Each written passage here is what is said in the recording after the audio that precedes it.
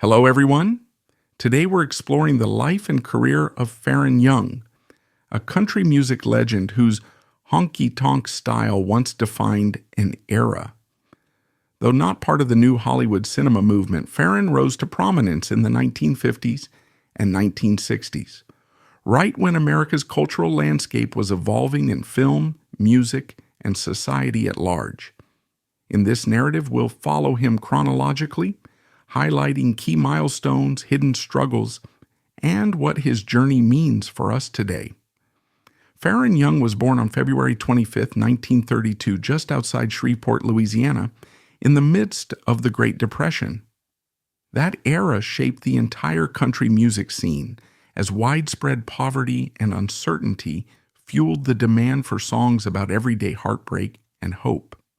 Shreveport itself became a hub for emerging artists thanks to influential radio programs and local venues. By Faron's teenage years, icons like Hank Williams and Webb Pierce had already begun forging new sounds in honky-tonk bars and on radio shows like the Louisiana Hayride, a program that discovered and promoted many future stars. At this point, traditional country styles were giving way to more rambunctious, electrified rhythms, favored by folks who wanted to let loose on weekend nights. Singers embraced sharper vocals and driving beats, a style known as honky-tonk.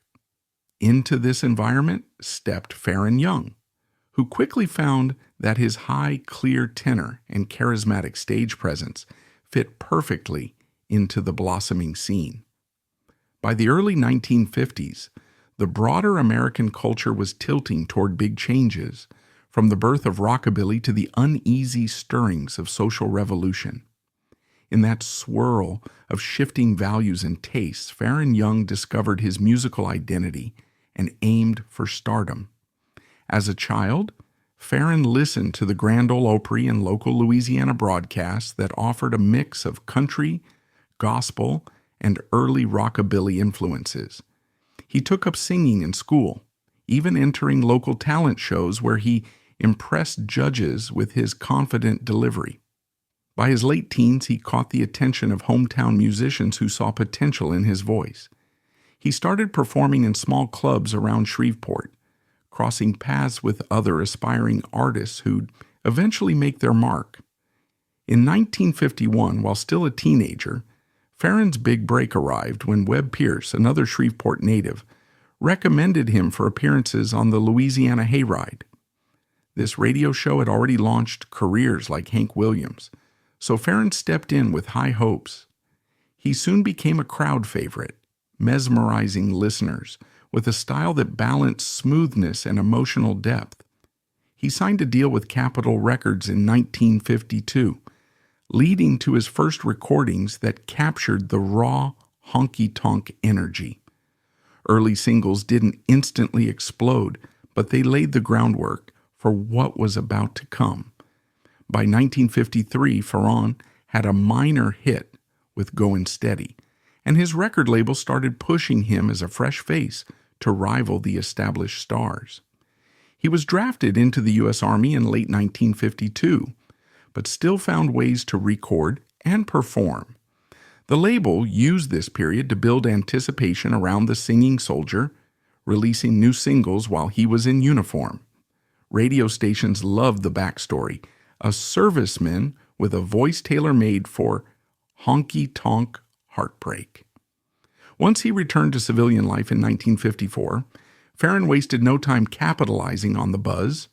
He toured heavily, building a fan base that appreciated both his lively stage presence and his comedic sense of humor. Friends recall that backstage, Faron was talkative and jovial, often encouraging younger musicians to follow their dreams. With hits like If You Ain't Lovin', You Ain't Livin', he confirmed his place in the pantheon of up-and-coming country stars. The mid to late 1950s were a golden moment for country music, and Faron seized it. He refined the emotional sincerity of his vocals, bridging the gap between older, traditional styles and the electrified honky-tonk approach. In 1958, he launched a popular syndicated TV program called The Faron Young Show, which showcased his live performances and comedic segments, a format that made him even more familiar to fans nationwide. Though not as polished as big network productions, it captured the raw spirit of country at a time when TV was quickly becoming a primary entertainment medium. Despite strong sales, not every move was a blockbuster. One lesser-known project, a short-lived attempt at combining honky-tonk music with comedic sketches, never found an audience outside his loyal circle. Yet those who witnessed these efforts say it revealed Faron's willingness to experiment, unafraid to blend laughter and sorrow, a balance that would become a hallmark of his stage persona. Faron's biggest commercial triumph arrived in 1961 with Hello Walls, a Willie Nelson-penned tune that soared to the top of the country charts. With its catchy melody and lonesome lyrics, the song showcased Faron's impeccable timing and vocal control. It became a crossover success, solidifying him as a mainstream star. People remember that year as the pinnacle of his popularity. His show sold out regularly, and he was invited to high-profile gigs, including appearances on The Ed Sullivan Show. Around this time, Faron also starred in a few low-budget country-themed films. Though these flicks didn't achieve massive success, they offered glimpses of his potential as a comedic actor. One rarely referenced gem from 1963 saw him cameo as a singing sheriff, a role that matched his stage nickname, the Singing Sheriff. While the movie itself quickly vanished, those who've seen it recall Faron's natural charm on camera, pointing to what might have been a parallel career path had he pursued acting more seriously. His personal life, however, grew more turbulent. Fame brought demands. Constant touring, promotional appearances, and the weight of an image that had to be maintained. Faron married and divorced during this stretch, with friends noting that he struggled to find work-life balance. Despite the glamour, he rarely spent long at home, leading to friction with family. He drowned those pressures in the typical honky-tonk lifestyle, late-night parties, and occasional run-ins with the law over minor altercations. As the 1960s wore on, country music began leaning into a slicker, Nashville-heavy production style. Faron tried to adapt, releasing tracks that featured more polished instrumentation. Some fans missed the rougher edges of his earlier records. Nonetheless, he continued to chart with songs like Wind Me Up, demonstrating his capacity to ride the waves of changing tastes. He also recorded duets and participated in collaborative tours with legends like Webb Pierce and Ray Price, forging friendships that enriched his artistry. Behind the scenes, Faron struggled with finances and self-management. The constant churn of tours, plus investing in side businesses, often left him stretched thin. He sometimes joked publicly about living too fast, but privately, close friends saw the stress piling up. By 1970, the unstoppable energy he displayed was showing cracks, though to the outside world, he was still a beloved honky-tonk figure packing venues. The 1970s brought a new wave of country artists, from outlaw rebels like Waylon Jennings to crossover-friendly singers like Kenny Rogers. Faron remained a respected figure but felt overshadowed by fresh sounds. His singles still occasionally landed on the charts, yet younger audiences gravitated toward different stars. Friends say that Faron's on-stage persona stayed lively, peppering shows with comedic banter. Offstage, though, he wrestled with the creeping fear that the industry was passing him by. He married again, hopeful for stability, but the relationship buckled under the strain of constant travel and his unpredictable moods. Faron's mother died during this decade, a blow that deepened his sense of loneliness. Bandmates recall him turning more introspective, sometimes gazing at the audience mid-song as if searching for the spark he once felt. He poured these uncertainties into new material, but major radio stations gave less airtime to his brand of honky-tonk. Meanwhile, personal issues, excessive drinking and brushes with the law, recurred, reflecting the tension between his desire for normalcy and the demands of show business. By the early 1980s, the country market favored slick production, a far cry from Faron's rowdy honky-tonk style. He switched labels more than once, hoping to find the right team that appreciated his approach. Hits became rarer, yet older fans still packed smaller venues and local fairs, grateful for the chance to see him sing Hello Walls or Goin' Steady with that classic swagger. Faron's humility shone through at these shows. He'd chat with fans after performances, even as he lamented the pay cuts from his earlier heyday. He stayed in touch with fellow veterans of the honky-tonk era. Occasional jam sessions with friends like Ray Price or Willie Nelson rekindled the old spirit, showing he wasn't entirely out of step with the times. But with each passing year, Faron's finances grew shakier, partly due to overextending himself in unprofitable ventures.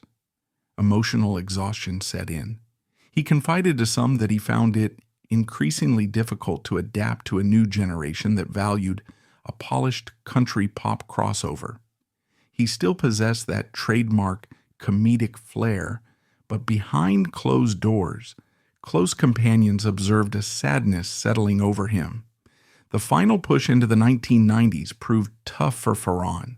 New stars like Garth Brooks and Alan Jackson dominated radio waves, overshadowing 1950s and 1960s staples.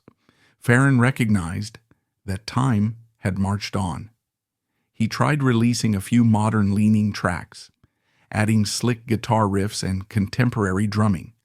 Sales were modest, and critics sometimes called the approach forced. Nonetheless, hardcore fans appreciated that he was fighting to remain relevant. His personal life saw more upheaval. Another marriage ended, and rumors circulated about spats with old friends over money owed or perceived slights. A longtime guitarist remembered Faron as heartbroken at the state of his career, recalling how he'd sometimes stare at old gold records and wonder if those times were gone forever. Health troubles emerged as well, including issues with blood pressure and hearing loss that made performing more difficult. But Faron, determined to maintain dignity, refused to let fans see him struggle on stage. By 1995, Faron's public performances were fewer and farther between. When he did show up, the crowd response warmed him, but he couldn't shake the depression that had been brewing for years. After decades in the spotlight, the phone hardly rang with new offers. He faced financial strains once again, forced to sell off personal belongings and consider downsizing his home. Contemporary industry figures whispered that Faron was a relic from a long-past era. That knowledge seemed to cut him deeply, adding to an already fragile mental state. Friends tried to intervene, suggesting therapy or a break from the music business altogether. Yet for someone whose identity hinged on performing, stepping away felt like admitting total defeat. A cousin recalled a final Thanksgiving gathering in 1996 where Faron sat quietly, only perking up when old songs from the 1950s came on the radio. He spoke about how times had changed, expressing sorrow that nobody wants the old stuff anymore. Although relatives and colleagues urged him to see a counselor, he brushed off the idea, stating that he'd always handled problems on his own. On December 9th, 1996, in a moment of profound despair, Faron shot himself. He succumbed to his injuries the next day, December 10th, at the age of 64. News of his suicide rattled the country music community. Many had no idea how severe his depression was, though some suspected it for a while. Observers recognized that, for all Faron's comedic lines and honky-tonk spirit, the heartbreak of feeling irrelevant had weighed far heavier than they knew. Following his death, fans and industry figures debated the factors behind Faron's tragic ending. Some believed it highlighted how older stars receive inadequate support when the limelight fades. Others criticized the country music establishment for abandoning the old guard once new sounds became profitable. There were also discussions about mental health in the entertainment world. While some argued that he should have adapted better or sought professional help, others insisted that the industry itself shares blame for not being more inclusive of legends who paved the way. Contemporaries, including Willie Nelson, spoke publicly about how the pressures of constant touring and changing tastes can push older performers into despair. A few historians pointed out that Faron had lived through multiple transformations in country music, none as disorienting as the wave of polished, pop-oriented acts in the 1990s. These debates added layers to his legacy. People recognize that behind the stage lights, personal struggles can remain hidden until it's too late. Faron Young's life and death shaped conversations around how the industry treats its veterans. In the years after his suicide, some organizations made efforts to reach out to older artists, offering counseling or financial advice. The tragedy forced many to reflect on the emotional toll of a declining career. Musically, Faron's honky-tonk style influenced younger singers who found fresh ways to celebrate rowdy bars, heartbreak, and the joys of small-town living. His biggest hit, Hello Walls, remains a staple in classic country playlists, reminding listeners of the straightforward emotion that once ruled the charts. Critics reevaluated his discography, pointing out overlooked gems that go beyond comedic love songs. Scholars admired how he could shift between lighthearted tunes and deeply vulnerable ones. Even his comedic banter concealed a serious performer who spent decades perfecting an art form. Modern audiences, especially those over 50, still share nostalgic memories of his appearances on television or in small-town concerts. They recall an era when country radio offered lively two-stepping music instead of polished pop singles. Faron stands as a testament to the tension between industry shifts and personal authenticity, and that's all for today's video. If you like this video, hit that thumbs up, let us know your thoughts in the comments section, and subscribe so you won't miss out on future uploads. See you next time.